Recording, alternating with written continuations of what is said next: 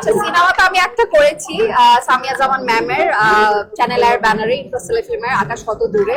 ওই একটাই করা হয়েছিল তখন আমি অনেক ছোট ছিলাম, খুবই পিচ্চি ছিলাম, সিনেমার মানে এবিসিডিও বুঝতাম না। বাট এখন যদি ভালো সিনেমার অফার পাই, এটা আমি অনেকবার বলেছি, বাট ভালো সিনেমার অফার পাই নাই এখনো, এই কারণে করা হতো না। গল্প সংকট না, হয়তো আমাকে যোগ্য মনে করে না সিনেমার নায়িকা হিসেবে, হয়তো আমি ওরকম যোগ্য না। আপনাকে যোগ্য মনে করে না? হ্যাঁ। আরেকটা জিনিস দেখছি যে আমরা কিন্তু একটা ভিন্ন ধরনের প্ল্যাটফর্ম তৈরি হয়েছে, যেটাকে আমরা ওটিটি প্ল্যাটফর্ম বলছি। হ্যাঁ। সেখানে বেশ কিছু কাজ হচ্ছে, ভালো আমাকে নিচ্ছে না। আমরা সেই কথাটাই আসছি।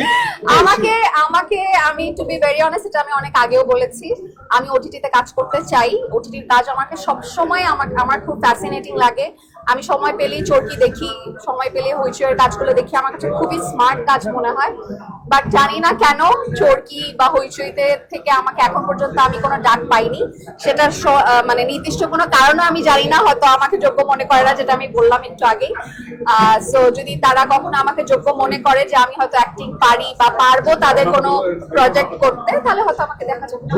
নির্মাণটা আসলে আমার মনে হয় অনেক কঠিন, অনেক পেশেন্সের। আমার এত পেশেন্স নাই, বাট হয়তো শখের বসে হয়তো আসতেও পারি, বলা যায় না, ইউ নেভার নো, আসতে পারি।